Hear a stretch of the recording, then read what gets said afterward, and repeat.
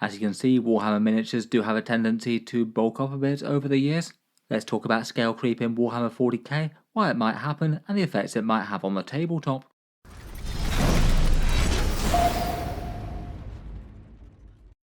Hello and welcome back to Auspex Tactics, where today we'll be talking about the models getting bigger in Warhammer 40k, the phenomenon known as scale creep.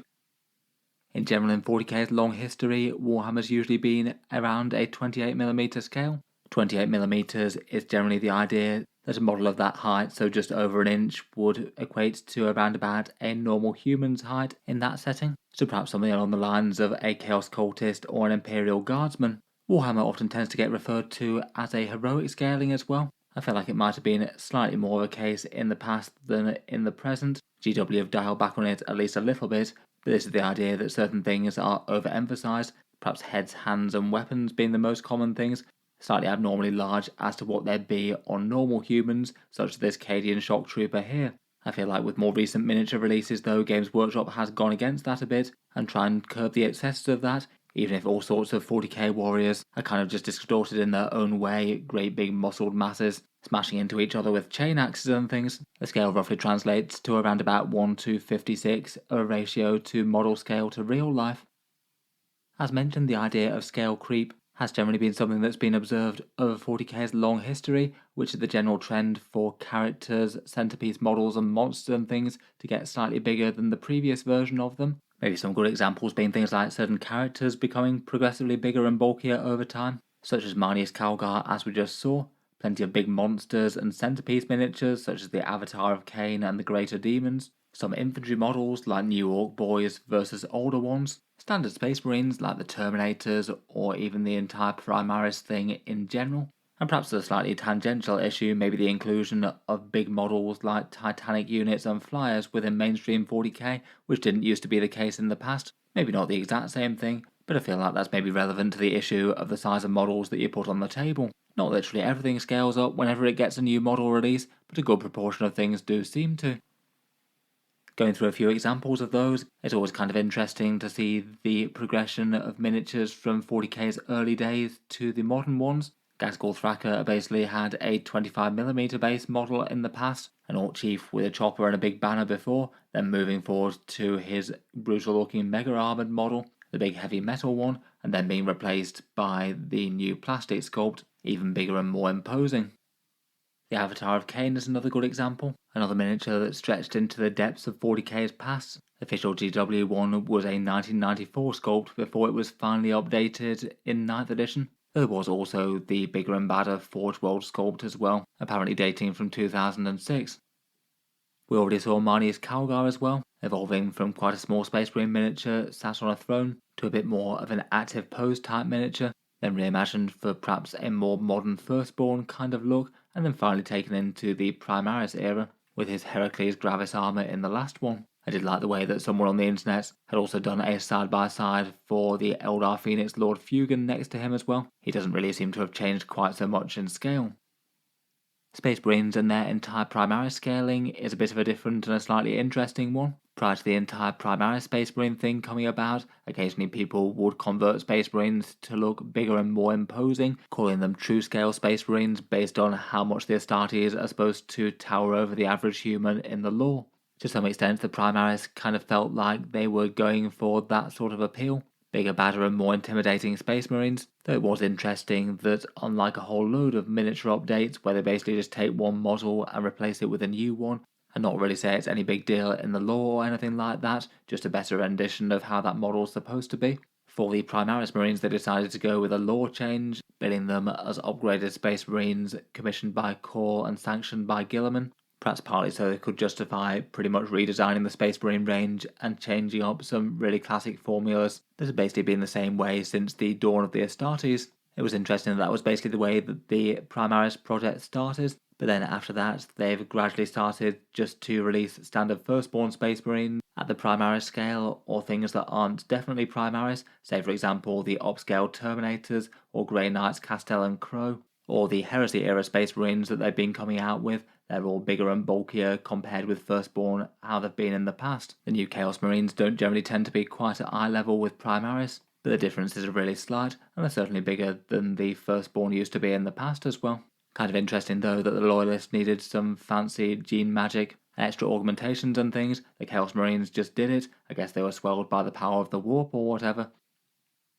It's not the first time that Space Marines have had a scale update though. From their RTB-01 first ventured into plastic, they then had an update that was a sort of midpoint between them and the newer Tactical Marines, this guy in the middle. I certainly remember them being very easy to acquire second hand when the later Tactical Marines had come out. Then we've got the standard Firstborn Marine in the third position there before the Primaris upgrade happened, and then moving on to Primaris scale Space Marines, standing quite significantly higher over the rest, and with a bigger bolt gun to boot.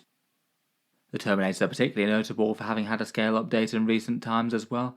Again, they've gone through multiple shifts. I remember the White Dwarf, where the middle version of these three came out, where they had a big battle report with an army consisting entirely of Terminators against a foe.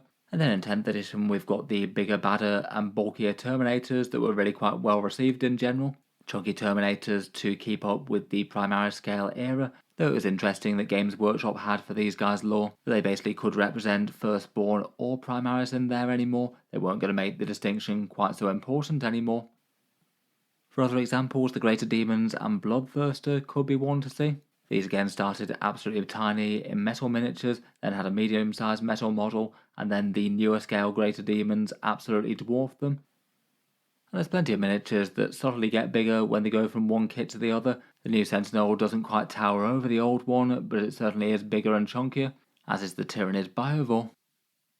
Finally, it even seems that the Primarchs themselves aren't immune to this happening. Obviously, the Demon Primarchs are completely different between the Heresy era and Warhammer 40k, but the Loyalist Primarchs do also seem to stand a bit taller and bulkier, from their resin miniature to their plastic one. Guilliman's maybe not massively different, though it does look like his plastic miniature is just very slightly taller and a bit chunkier if you account for the posing of him. And I must admit it's kind of interesting, the entire talk about Primarch scaling in general. They feel like they're one of the ideas from early Warhammer 40k, where perhaps the original intent of them wasn't to be massively enormously bigger than the standard Space Marines that they're leading. Maybe a good head height over them, but perhaps not monstrous creature size as you have for Guilliman and the Lion. Kind of interesting that they get the monster tag in the 40k rules.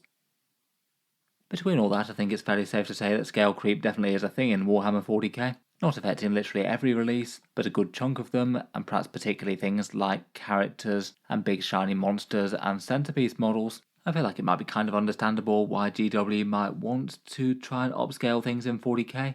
For characters, I guess it's maybe out of a desire to make them feel more like big centerpiece miniatures standing out from the ranks. It feels like there's a bit of an equivalence between the size of the model and their presence in the lore maybe, very rarely having a super tiny miniature being the absolute centerpiece focus of an army. Say for example the old style Creed miniature versus the newer one. Ursula Creed standing quite a bit taller on a built-up scenic base. The characters, where their size is kind of changeable, seems like it's fairly fair game for orcs like Ghazghkull or the Avatar of Cain to grow up over time. I guess for the orcs it's even kind of lore-friendly. Otherwise, maybe I feel like there's a bit of a drive to make more spectacle, bigger, cooler miniatures that are more of a centerpiece to an army. A bigger size miniature could potentially have more cool details on it as well. And as with characters, I feel like units feel more imposing if they are a bit bigger. Say for example, the old 1994 Avatar of Cain versus the newer one. There might be an element of technological innovation as well. Certainly for some of the older miniatures in Games Workshop's catalogue, they might have been limited by the size of plastic kits that they could realistically make at the time. Or doing bigger and more funky things, say maybe the Necron Void Dragon versus the previous smaller resin Finecast Catan. Otherwise, I'm sure that there's an element of model sales pushes going alongside this, as well as just the fun factor. Having a model that's slightly bigger feels a bit more like an upgrade on the old one rather than a downgrade. I just feel like it might be a bit of an odd look for Games Workshop to come out with a miniature for a much loved character or monster and have it looking quite a lot smaller than the old one. Just seems kind of rare that a miniature wouldn't get bigger or more imposing. Perhaps to the flip side of that as well, less pleasantly it might make older miniatures placed side by side look a bit weedy by comparison and perhaps push people to update more. The scale difference between the Primaris Space Marines and the Firstborn was a fairly good example of this. They did have lore reasons to be fighting side by side, but it was still a bit of a strange thing, where you had a good chunk of your Space Marine army being at Firstborn scale and a chunk of it being at Primaris scale and being bigger and chunkier than them. That was certainly something that annoyed people quite a bit. though over time with a gradual Primaris rollout, I'd imagine that we've reached the point where there's more players out there who have more Primaris in their collections than Firstborn, particularly people who got into the hobby in 8th edition or after. As mentioned earlier, I feel like perhaps a tangential sort of thing to this was Games Workshop's decision to include some bigger miniatures in core 40k gameplay, namely Titanic scale miniatures and aircraft, both of which have largely been kept to the realms of Big Fun Apocalypse type games before, though around about the time of 5th edition or so there's a push to make them a fair bit more mainstream. Between 5th, 6th and 7th edition, quite a lot of factions got new super heavy Titanic units or new aircraft, perhaps being seen as Games Workshop as a way to expand a whole bunch of armies into new niches and make some new miniatures that no one would have yet, and of course some very big and exciting ones. The adoption of these things certainly caused a fair bit of discussion over the years though, perhaps particularly with both of these just not normally interacting super well with normal 40k units out there. Whenever aircraft get strong, it tends to be a pretty horrible and uninteractive type game, often causing problems throughout 8th edition Craftworld flyers or 9th edition AdMech and Orc flyers. It seems in 10th edition Games Workshop have just decided to try and keep aircraft niche. Whenever they get good enough to be seeing regular tournament play and competitive lists, slap them with a points increase.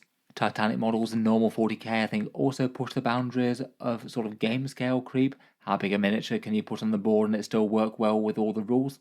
Particularly with 9th and 10th edition and Games Workshop's recommendations to play on some fairly dense table terrain if you want range and melee to be balanced well. For Titanic miniatures, often the issue is being able to physically fit them around terrain, and that can be a big factor as to how strong certain Titanic class units are, things like the Space Marine Astraeus or the Imperial Guard Super Heavies. In some competitive events, they're just pretty much impossible to move around the map. And as part of trying to make Imperial and Chaos Knights work better with their big stompy walkers, they even gave them a special rule to allow them to smash through terrain with their super heavy walker rule. For the most part, I feel like a lot of the upscale models aren't necessarily bad things. There's certainly been a bunch of models out there that for the size and scale of the threat that they should represent, they do feel like they should have a pretty big and intimidating miniature on the tabletop, towering over regular humans. I feel like Ghazghkull Thraka and the Avatar of Cain and Bloodthirster and things being far bigger than the original models were is probably a good thing overall. And it does give Games Workshop a bigger canvas to make some really big cool miniatures. Despite that though, for obvious reasons, I feel like there's only so far that you can really go on with this sort of thing. If Games Workshop keeps on designing and producing miniatures into the distant future, they can't just infinitely be upscaling all of their miniatures and make them bigger and bigger each time they update them. At some point there's going to be some sort of practical limits. Perhaps one main one is actually being able to physically transport miniatures and models to games. I feel like it's kind of hard for certain factions already. Perhaps Chaos Demons with a whole bunch of greater demons could be a bad one there. A lot of really big miniatures that also have a whole bunch of fragile parts on them, so you do need to make sure that you transport them safely. But you might potentially need really quite a few of them for a game. Otherwise, when you're actually on the tabletop, kind of only so much can really fit there. The average size Warhammer army does need to be one that can fit within its own deployment zone, and ideally have good options like being able to hide stuff. As mentioned with Titanic things and flyers, bigger miniatures can often have some more awkward interactions with terrain, just not really having physical space to kind of land them and set them up in between pieces as they advance up the board, which could cause problems. From a miniature update point of view, I think it is kind of annoying when it makes perfectly good miniatures feel like bad proxies for current ones, perhaps trying to slightly unpleasantly nudge people into updating a whole bunch of miniatures that they find kind of fit for purpose already, particularly if you don't even necessarily like the updated miniature any more than the last. Could be annoying to have to either rebase a bunch of stuff, try and add heights to your previous miniatures so you aren't using something far smaller than the miniature in question, or otherwise making the miniature redundant somehow. In any case though, certainly seems to be unlikely to go away anytime too soon. Let me know your thoughts as to scale creep in Warhammer 40k, any other good examples that you've seen out there, any other positives I've missed, or any issues it's caused for you. If you've enjoyed the video, then feel free to subscribe to Auspex Tactics. I'll certainly keep the regular 40k videos coming. I do tend to post new ones just about every day. Finally, if you have been enjoying all the videos on the channel, I would just like to mention that Auspex Tactics does have a Patreon page as well, and you can find that linked in the video description down below. Channel patrons do get a fair few advantages, seeing certain videos early, regular votes to see what sort of things happen next on the channel, and automatic entry into the regular prize giveaways with a chance to win some big model kits each month. If any of that sounds good to you, or you'd just like to help support, the link is down in the video description. In any case, a massive thank you for listening, and I'll hope to see you guys next time.